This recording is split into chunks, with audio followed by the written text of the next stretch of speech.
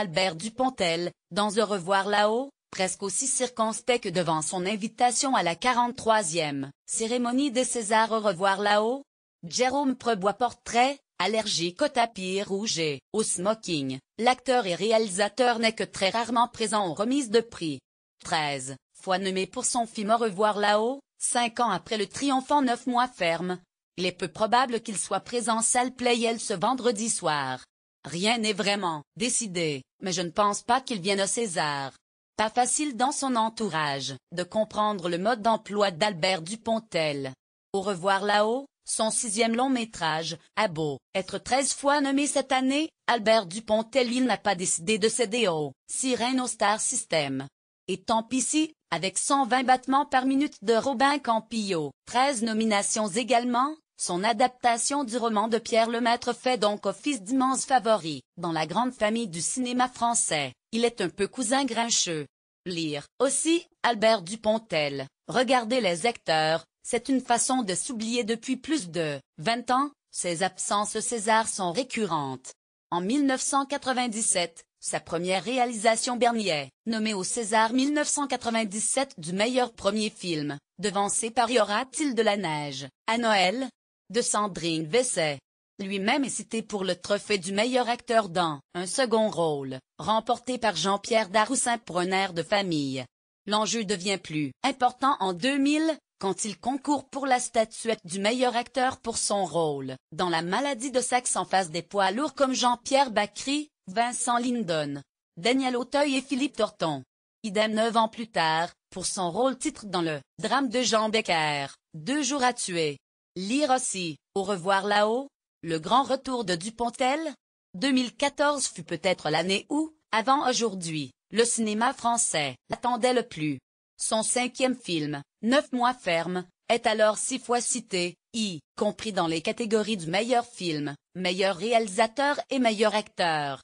Si Sandrine Kiberlin est bien présente pour récupérer son César, l'équipe technique de son film représente le cinéaste pour récupérer l'autre statuette de l'année, celle du meilleur scénario original.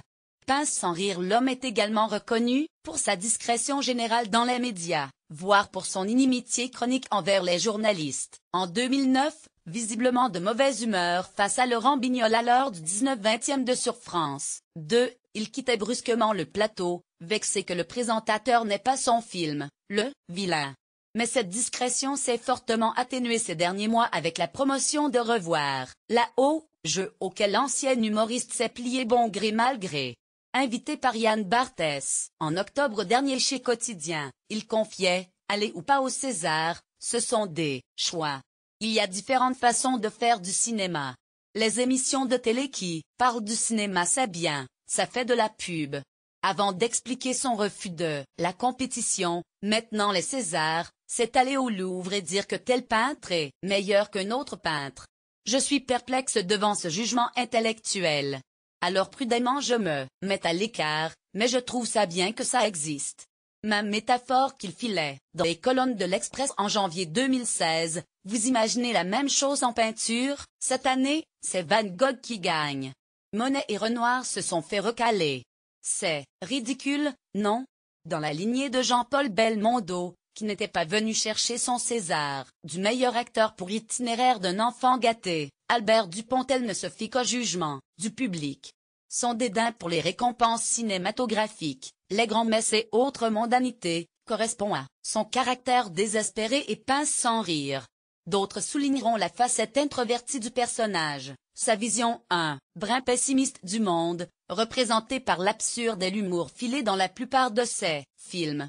Celui qui était déjà réticent à l'idée de groupe quand il eut la possibilité, au tout début de sa carrière, d'intégrer la compagnie de théâtre d'Ariane Mnouchkine, et qui confie ne pas avoir de télévision depuis 20 ans, est sûrement un talent et une personnalité à part.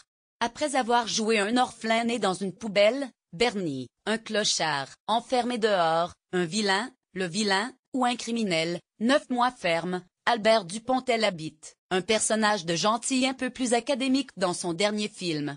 Assez pour le faire venir au César? Rien n'est moins sûr.